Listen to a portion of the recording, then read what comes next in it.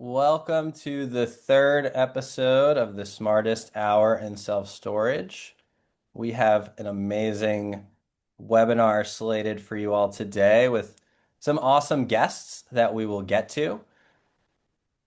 But I think today is all about finding awesome deals, underwriting them, and actually submitting offers. So I think hopefully, if we are successful, someone on this call will send in an LOI on some of these deals after this. But Noah Starr, the CEO of TractIQ, joined by Marina, Nikki, and Taylor from our side. And then I'm also honored to be joined by Adam, Rosine from JLL, Scott and Jesse from Equicap, and then Frank from Franklin Street, even though the name is totally unrelated. But maybe that changes in the future.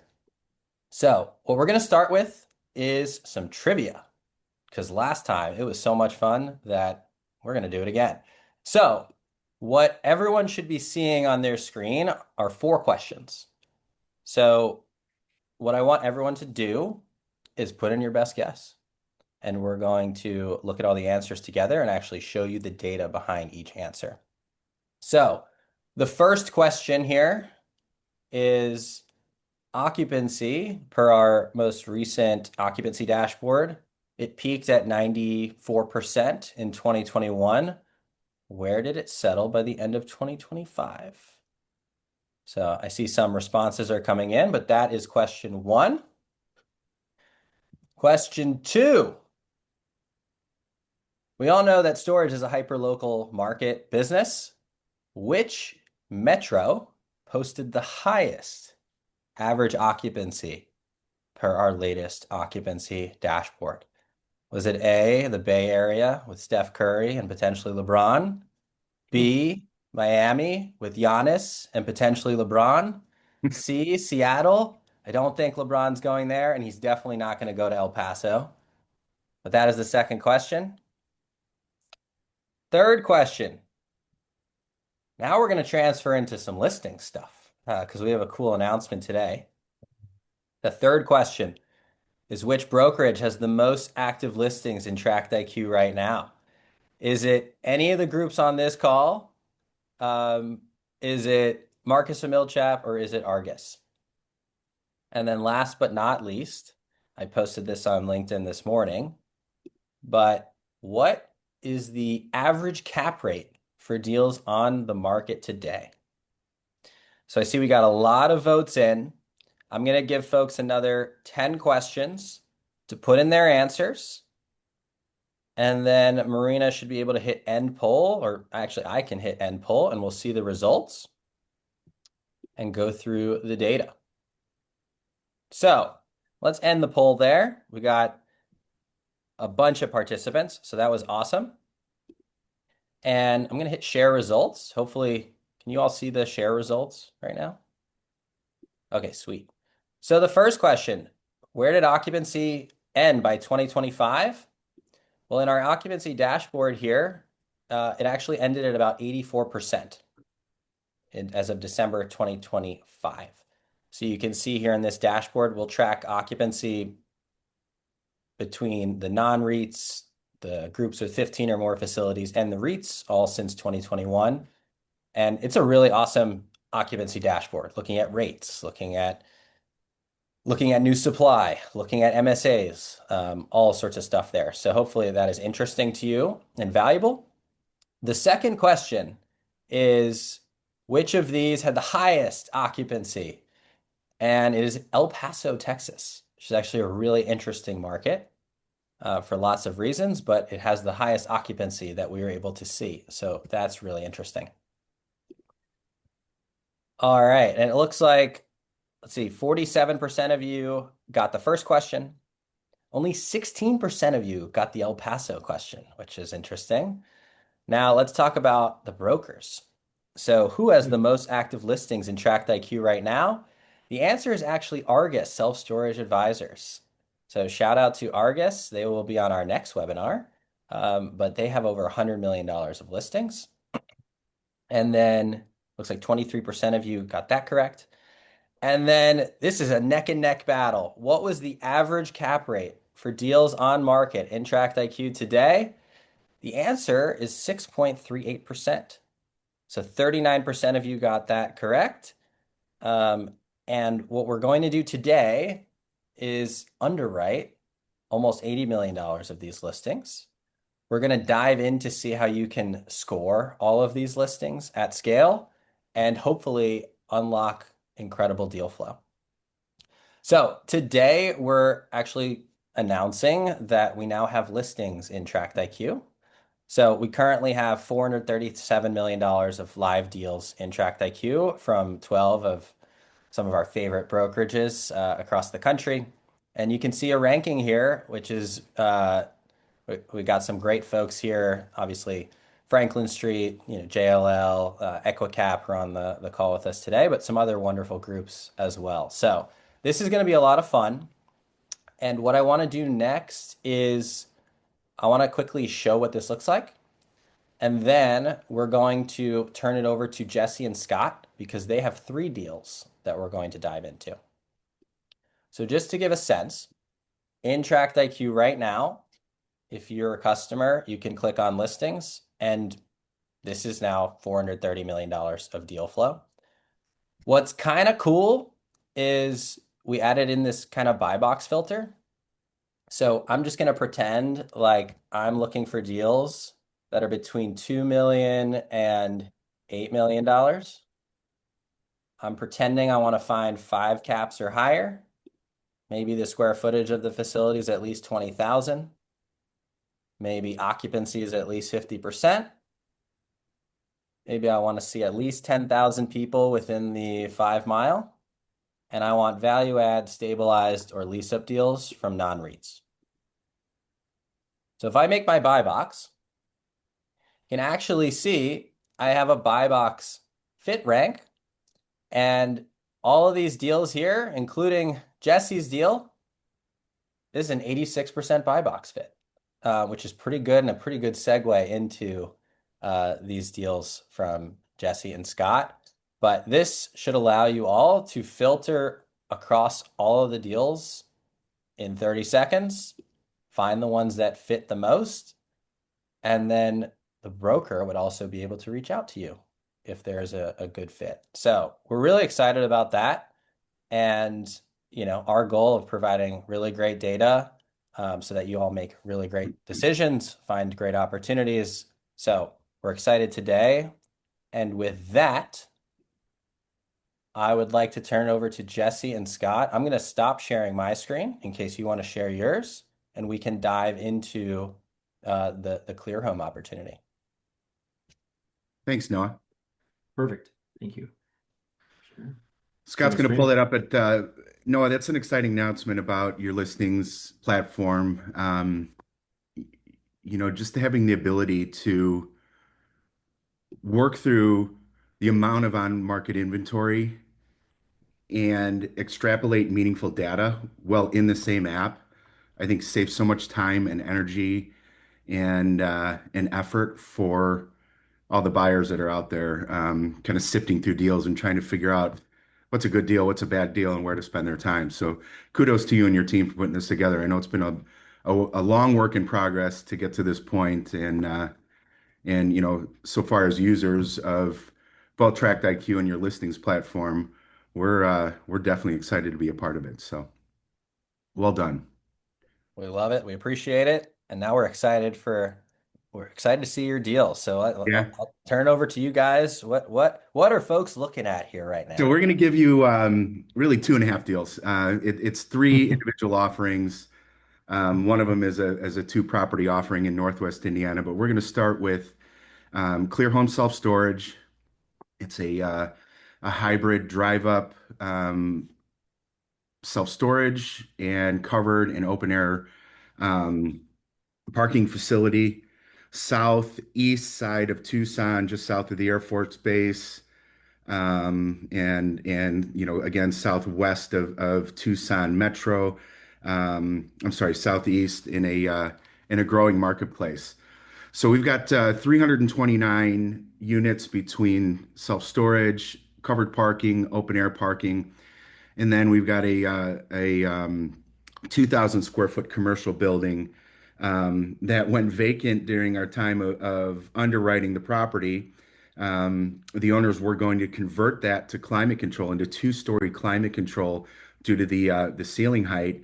And there was so much demand and so many requests for more of an industrial type user that they released the building at $21,000 a year. So we've got 15,280 square feet of conventional drive-up self-storage, 48,480 square feet of covered parking, and 91 open air units.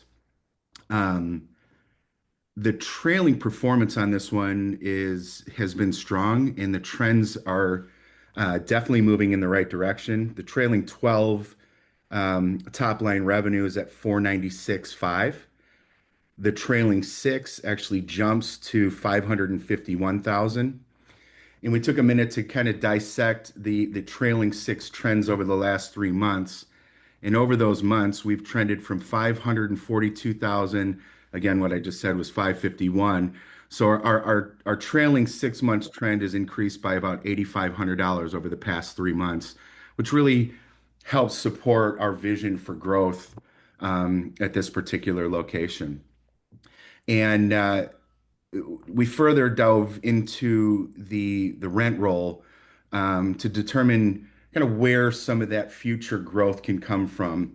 And we realized that 70 units of the 329 total were below street rate averages, equating to a negative variance of $3,113 a month, or about $37,000 of potential revenue growth by moving those customers to street rates in the first year. So we're kind of mapping out just under $40,000 worth of revenue growth by doing nothing other than pushing customer rent increases to the existing rent roll.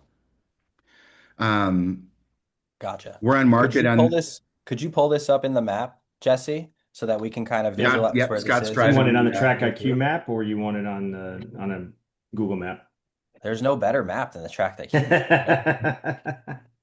I'm just kidding. Valid. You could use Valid. satellite No, if you no, that's want. good. That's Yeah, good. Let me get to it. sweet. Just so that folks can visualize Hmm. that we're in Tucson. I know there's a lot of growth coming into the market. What could you speak to in terms of like demand drivers in this market over the next couple of years compared to, what the rate trend performance has been in this market?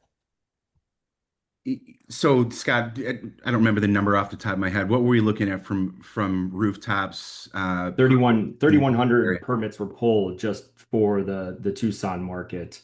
So to your point, population growth is very, very strong here over the next couple of years. Couple that with the fact that the Air Force Base is just northeast. If you zoom out, you can see a portion of that. There's 46,000.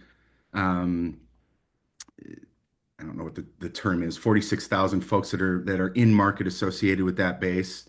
Um, well, they cluster the storage facilities together, as you'll see when you zoom back in at some point.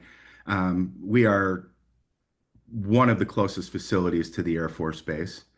And then further into town, as you get into Tucson, outside of your normal residential market, you've got a smaller university there, University of Arizona. Hmm.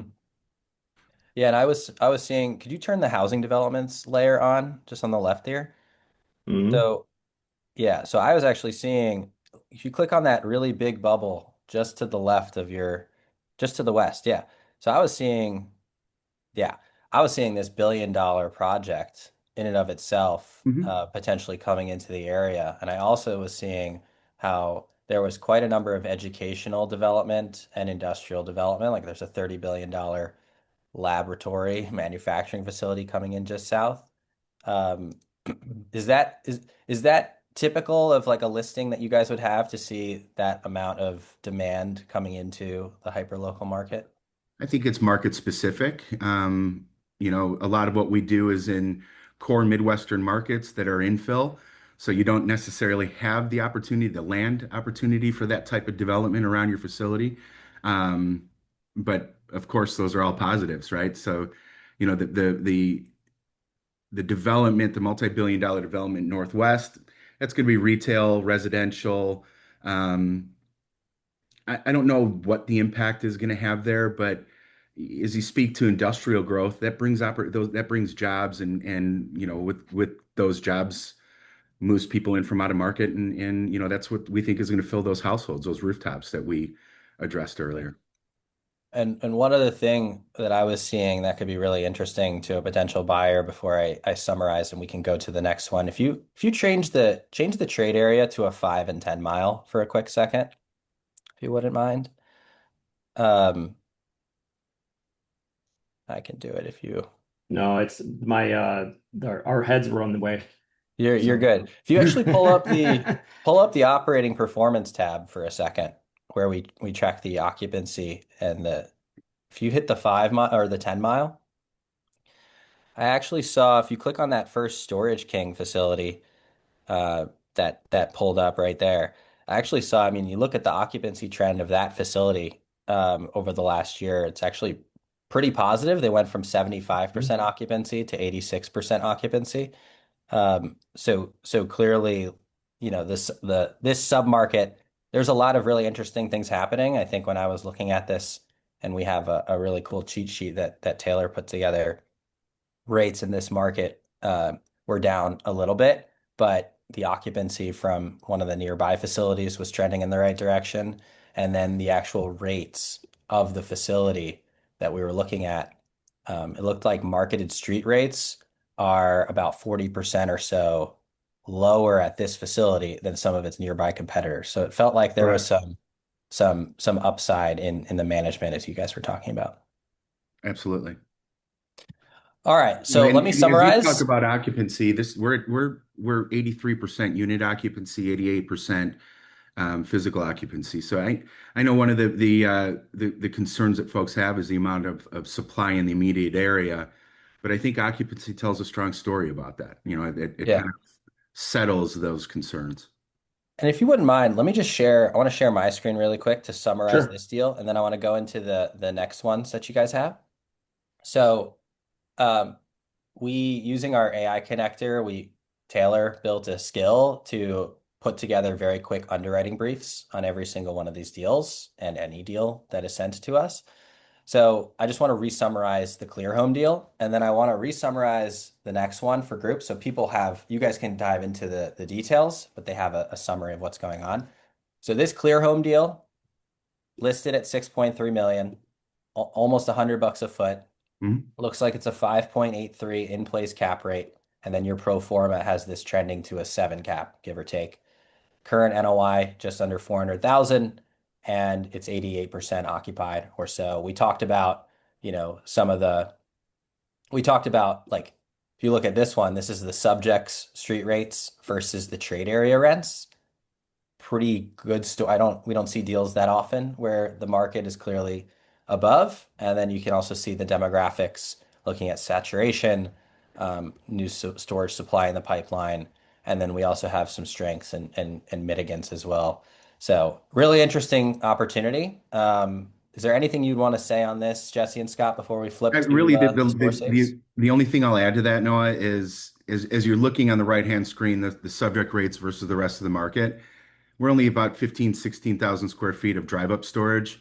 So while we're below market in all but one category and one unit size, there's opportunity there, but the rubber is really going to hit the road with the covered RV parking. We're 9% below market. That's 48,000 square feet. There's a lot of runway to push, um, push your in-place rent roll in addition to folks that are moving in and capture some of that upside. So we move to, I'm not sure what year you're capturing, in the sevens. We've got our year five NOI at purchase price equates to about an 8.5 cap.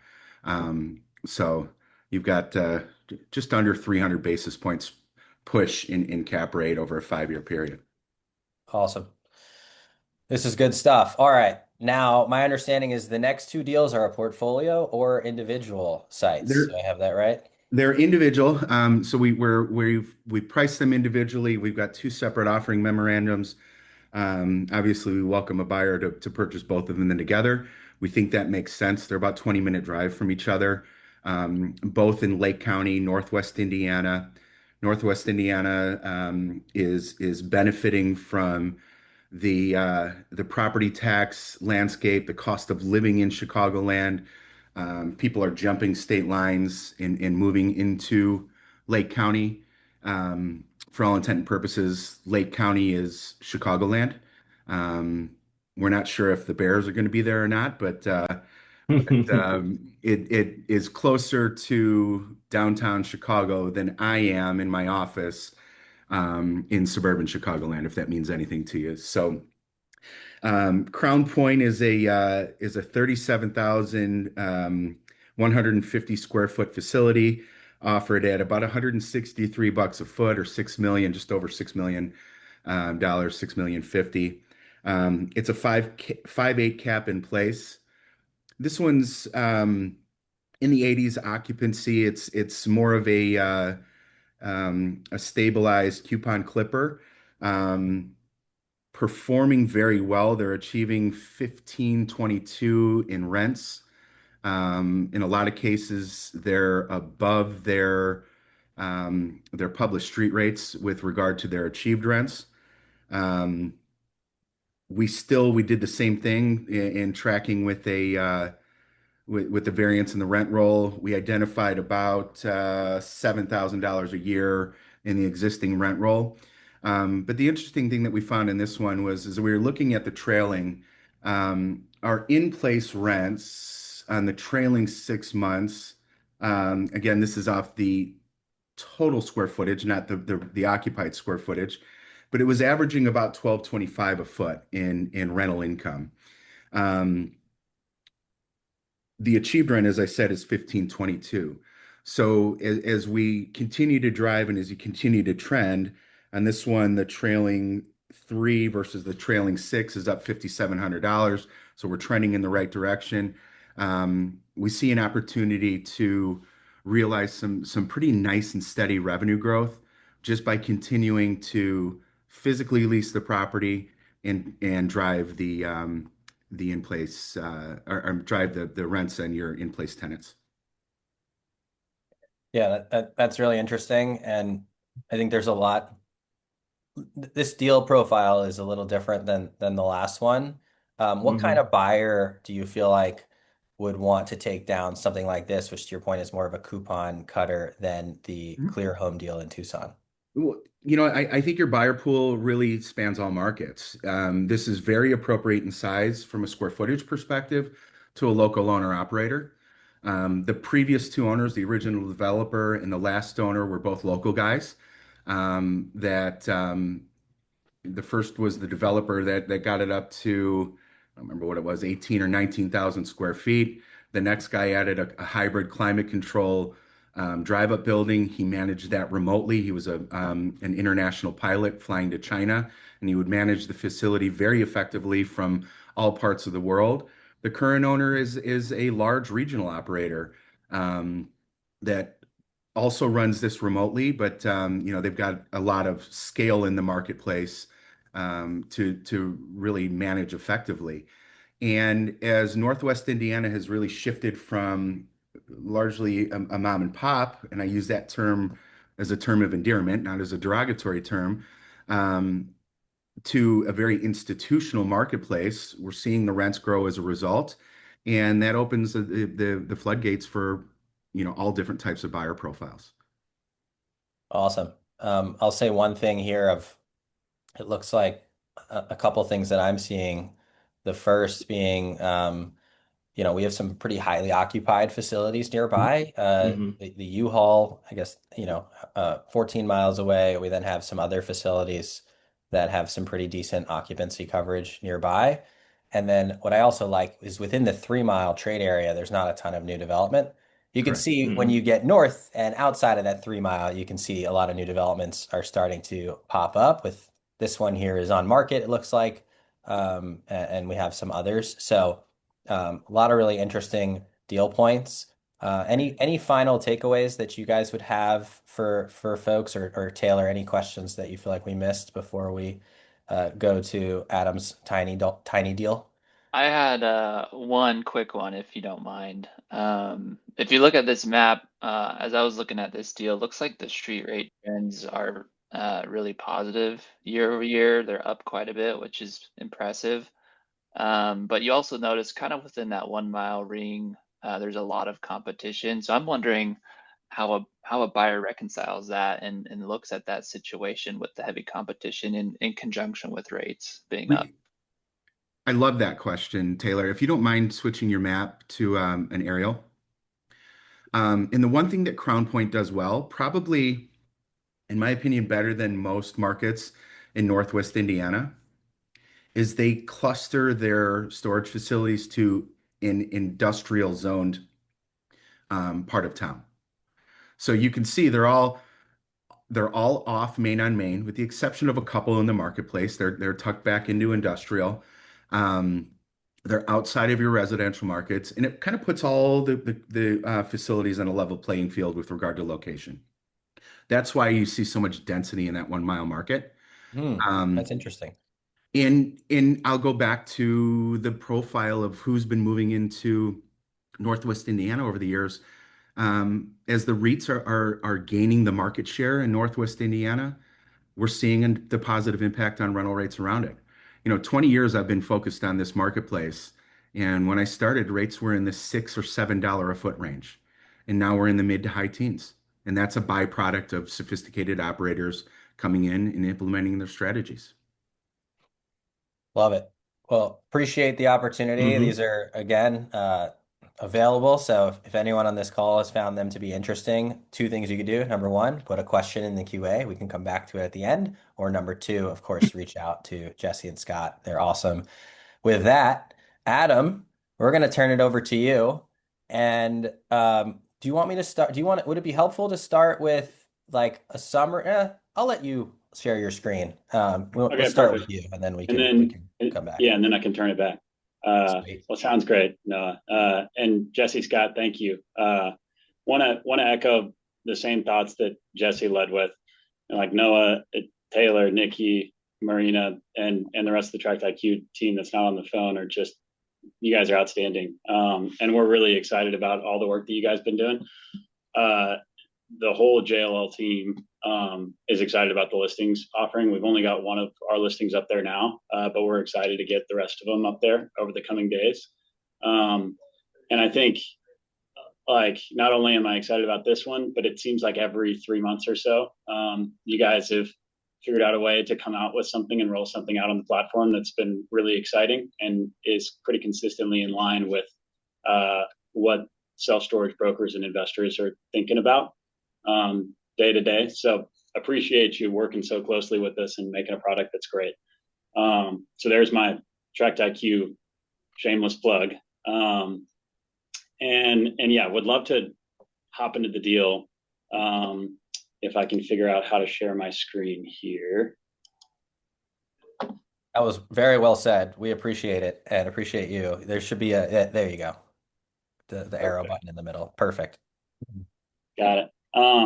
So yeah, the deal I want to profile for the group today is a 5 property portfolio that we currently have in the market on behalf of GoStore It, or a partnership between GoStore It and Cerberus.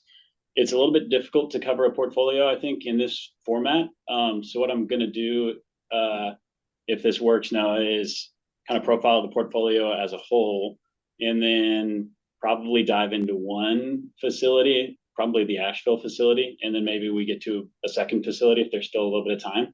That's Um, perfect. but yeah, so at a high level, maybe I'll skip to this first page here, which gives a decent summary of all 5 properties. So 5 properties across the Southeast, 2 in Tennessee, 3 in the Carolinas, Nashville, Chattanooga, Asheville, Winston-Salem, and then Charlotte, but in a southern suburb of Charlotte, just across the border. So this is a South Carolina, Charlotte location in Rock Hill. Solid portfolio that is cash flowing with kind of healthy in-place income, and in our view, an opinion or an opportunity to push that pretty meaningfully over the next 2, 3, 4 years. Growth across the portfolio, looking T3 over T3 year over year, has been about 8.5%. And that's pretty spread across all 5 of the assets. Woodfin is growing at a slightly more accelerated rate than the others in terms of revenue, but a solid trajectory across each asset for various nuances that we probably won't have time to get into. But in general, like strong, growing southeastern markets, all in good locations, notably with controlled supply and no future development in the pipeline within the 5-mile radius, based on our digging. So solid cash flow and ability to continue to grow. I think it's probably most fruitful if I just dive into Asheville. And to do that for a second, I'm going to jump over to TractIQ. So starting here, I'm going to jump to maps and take a look at just general portfolio locations across the 5. And then we'll zoom into Asheville here.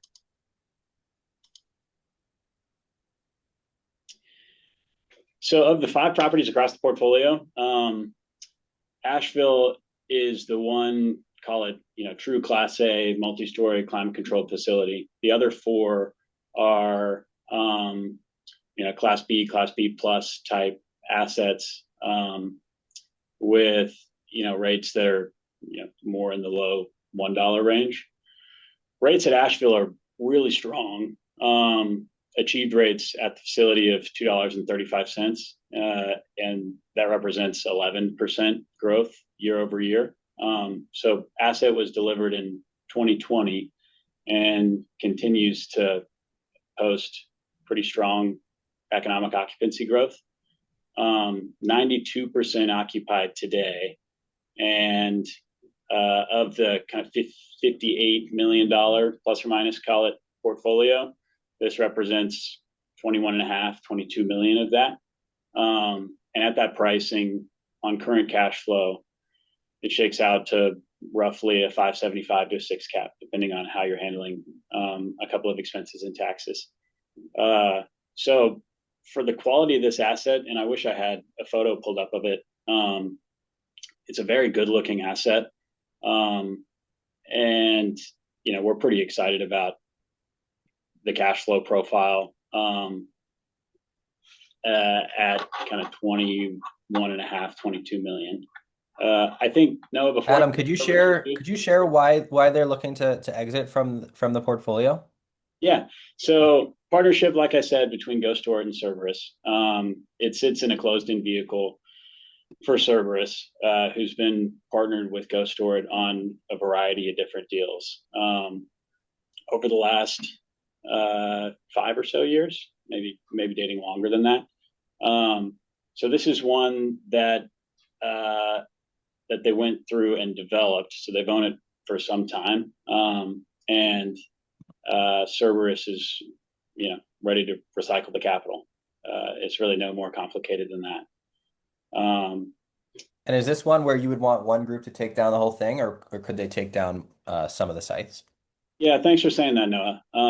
Because we've got some groups looking at the entire portfolio, but there's many groups looking at one asset within the portfolio, 2, 3. There's some groups that are looking at the 4 kind of more traditional drive-up assets at a lower price per foot, and then some groups that are just focused on this true Class A kind of core asset in Asheville, that are focused on more of a multi-story climate-controlled strategy. Awesome. This is great. If you wouldn't mind, I would love to share and kind of summarize this, and then we'll head over to Frank. I'll encourage folks, if you might be interested in this deal, feel free to put in a question or, of course, reach out to Adam. But some other things that I'm seeing here, I mean, to your point, the traffic counts for this facility are really strong. I-26, 62,000 cars a day. And then US Highway 25's got about 11,000. What's interesting is that this GoStore It facility, we actually have the occupancy for this facility because it used to have a CMBS loan. And then it also looks like in this market, zero point 0.5 miles away, there's a mini mall that we have their occupancy and their income statement for 2025. So you can obviously compare the achieve rates for GoStore It versus mini mall. Those facilities are different profiles and the management types are different, but obviously really nice size portfolio, and definitely seems really interesting. So appreciate you sharing. Is there any last takeaways that you'd want folks to have around the deal, Adam? No, I mean, I think, yeah, I think we covered it. I appreciate you doing this now. Any questions you have for me? Any hard hitters from Taylor? I did have one. I I was looking at this deal, all the good things that Noah said. I do understand that there's been some environmental concerns in this area, this market historically. I was just wondering how a buyer underwrites that and if there's been any issues with the property in the past. Yeah, yeah, good question. No environmental concerns here. And in the diligence files, clean phase one, and no issues. There has been, this has been a market that has had a little bit of flooding over the last kind of 5-year period. This asset specifically is never one that's been impacted by that. So if your question, Taylor, was referencing that a little bit, good news on that front. I think the last thing I would say about this asset that's exciting, and maybe not to your question, Taylor, and then I'll hand over the mic now, is the rent roll continues to be very young. And Scott, Jesse, I loved y'all's rent roll analysis that you referenced a couple of times. We do the same thing at this facility. 61% of the tenants moved in less than a year ago and are paying an average rate of $1.84, which is pretty well in line with rates that you can find on TractIQ for move-in rates. The remaining 39% of the tenants that have been there for longer than a year are paying $3.08 on average. So speaking to the ability within this market, given the limited supply, to really drive revenue through ECRIs. So we're excited about, for the next buyer, an ability to continue that momentum. And so this is one where, if there's interest from anybody on the phone, would encourage you to dive into some of those details. And again, on any of these 5 or any other of our listings, would love to talk to you about it anytime. So thanks for setting this up now. Of course, you're awesome. And for folks in TractIQ, if you click on the listing, you can click request more information. That would also go right to Adam. And then I just checked as well that this site is just barely not in a flood zone, although trust but verify, like with everything else in due diligence. But I think with that, we've got Frank. We'll tee you up, Frank. You've got a really interesting deal that you just dropped today, if I understand, that we're going to cover in this session. I don't think it's out yet. I thought we were going to drop today, but okay. Well, that's better. We're behind schedule. So, well, in that case, everyone on this webinar, no one has seen this deal but you. First look. Yes, I appreciate it, Noah. Thanks, everybody on the call. Really appreciate the opportunity and the time. This is a deal we'll be coming to market with south of Charlotte in Fort Mill. 144 BW Thomas Drive. Adam, this is actually not far away from your Rock Hill location. I think like 25 minutes away. I was looking up on Google Maps while you were pitching that deal. Just turn this into a 2-pack. I know. Let's do it. That's what these webinars are for, right? We'll congregate offline and we'll shut this down now. No, I'm kidding. This market specifically, I lived in Charlotte for a long period of time. What's happening just across the border is a lot of people are moving to Rock Hill, Fort Mill, because the school districts are a lot better in York County, as well as the residential property taxes. So we've seen a really big population boom that's been followed by storage. I think Rock Hill even had like a moratorium for a little while, but that square foot per capita is starting to settle down. Just some quick hits on like the demos. 1.6% population growth, 137,000 average household income, and then 118,000 in the 5 mile. This deal is true mom and pop. This is actually like, I've been in storage since 2016. This is one of the first storage owners I ever met when I was in acquisitions. So I've been to the site many times. There is no website. They do no online rentals. They have no dynamic pricing. They are there when they can be, but this is a very true mom and pop deal. We have it listed at 515, 6.69 acres. I think there's some room in that price. We really, we want to test the market, but at the end of the day, these guys are lifestyle sellers. Everybody wants to move on at this point. Again, they've kind of hinted at it for years and years and years, and they're now finally ready to pull the trigger. I think the really big opportunity here, they're currently at 80% unit occupancy, but they're at 55% economic occupancy. So there's a lot of people in these units, but there's a lot of legacy tenants that they just have never raised because, again, that's not really part of their business plan, nor are they implementing any sort of, scheduled rental raises, dynamic pricing, anything like that. The other part of this deal that I really do like is there's a ton of outdoor parking. So I'll scroll down to some of the aerials. You guys can see the overview here. There's 32,565 net rentable square feet, about 5,000 Frank, of that. Yep. Frank, real quick, for the uncovered parking, is there an opportunity for someone to potentially expand this site with You traditional storage? you can expand. Yeah, you can expand. I think it would take, like this area where my cursor is would probably be the flattest part of the site. This would probably take a little bit more grading and stuff like that, but you can definitely expand. There's nothing in the zoning that wouldn't allow that. I will say, this parking, just because of all the development, you guys can kind of see the houses being developed here. I think a lot of that is actually filled in, or is in the process of it.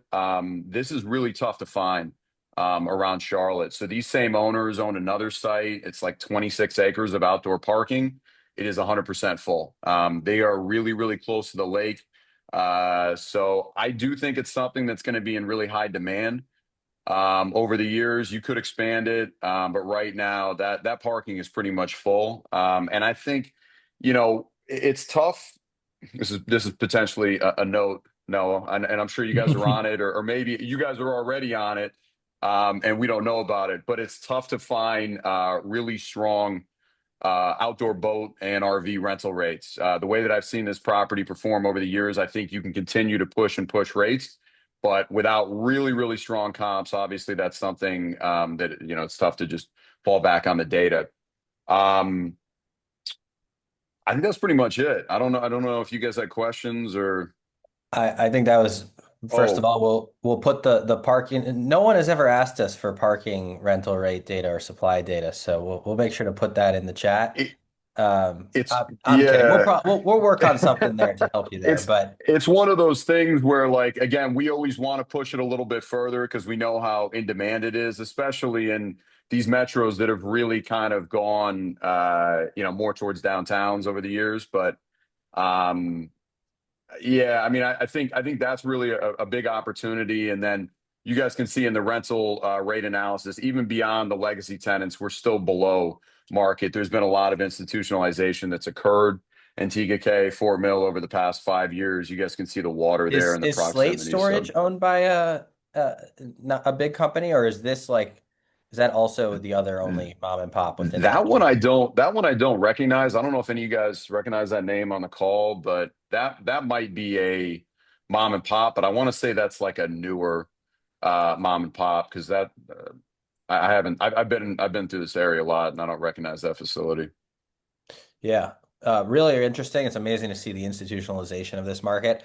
I will say, you said a lot of things that people are looking for, right? Mom and pop operated facility. You met them a long time ago. You had the relationship, under market rates, really good market, lots of growth and demand drivers. Seems to be priced pretty well, and is not even on the market unless you're in TractIQ. So all of those things I think are really interesting. Taylor, are there any other questions around this? I think Alex Quesada, hey Alex, how's it going? Asked if covered parking is a better play than more storage, maybe for that expansion, which I think is kind of which you were kind of answering before, Frank. Yeah, I mean, it's tough. I don't know of any facilities that have covered parking in this area. I think the comps that we use were all open, other than like maybe some of those like fairly cheap canopies. I think you can do it. I think it's just a matter of like again finding that comp data to say, hey, that you can get this much more for it. And then I'd have to brush up on like the cost of putting that in. I think the cheaper canopies. Um, that's going to be less cost intensive and probably a pretty good play. But I will say, I think this area in particular, like we went through the demos, we went through the proximity to the lake. I think as you step up that quality of service, people do have the money for it. So I don't think that's a major concern in my mind. That's awesome. Taylor, is there anything Well, else that you had?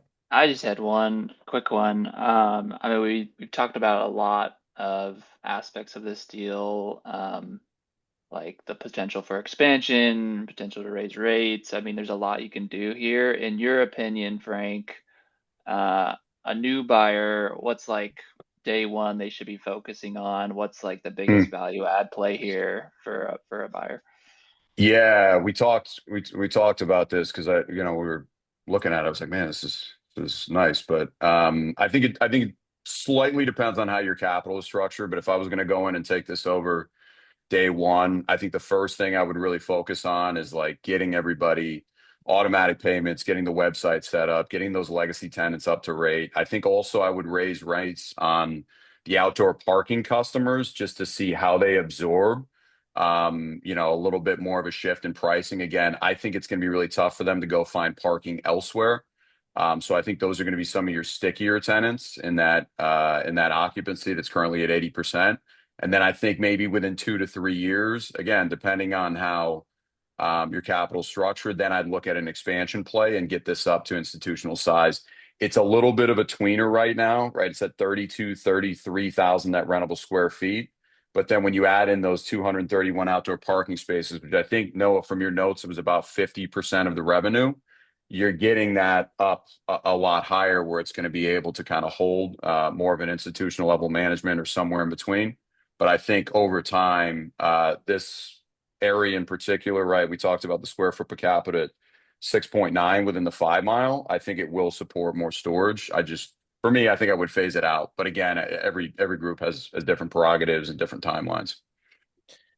Awesome. Well, that was great, Frank. Thank you, and Adam, and Absolutely. God and Jesse. Those were awesome. I just want to kind of summarize and wrap this up before we get into any questions. If you have any questions, feel free to drop them in the Q&A bucket or the chat. Um, I just want to share, I was playing around with my own buy box, and it looks like, based on price, management type, strategy, population, square footage, Frank's deal got 100%. And then Jesse, your other deal got 100%. I, uh, Adam, I think I just lowered the purchase price to below 10 million. But your deal also, I think, scored pretty well. So you'll be able to customize your own buy box and very quickly focus in on the ones that make sense. And uh, but yeah, Frank, this deal looks really, really interesting. I know a lot of folks are looking for that kind of profile. So to kind of summarize this, um, we also looked and we compared every single one of these deals that you just looked at versus all the other deals in TractIQ. And our sense has been it's been hard to answer the question like what's the average cap rate on the market? Or like how does this deal compare to other deals in the area? You just heard it here.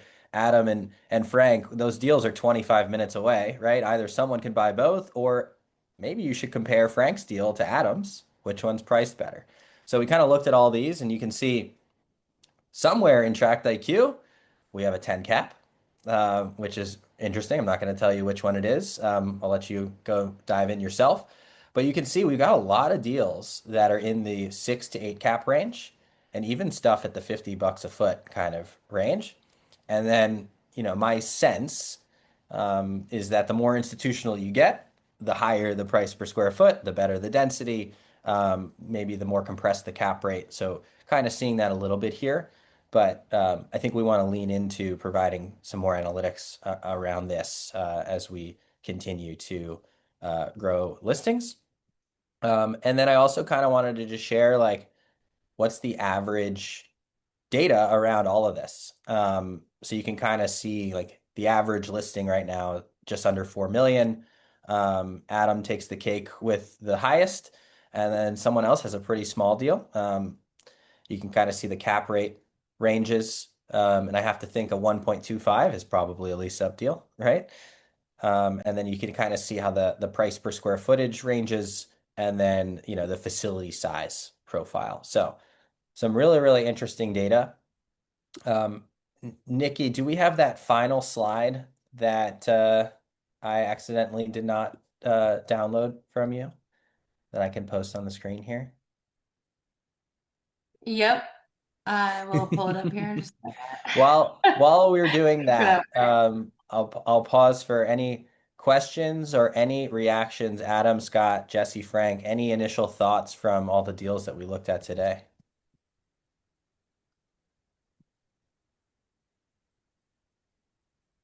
I have a question for Frank and Jesse and Scott, if they don't mind.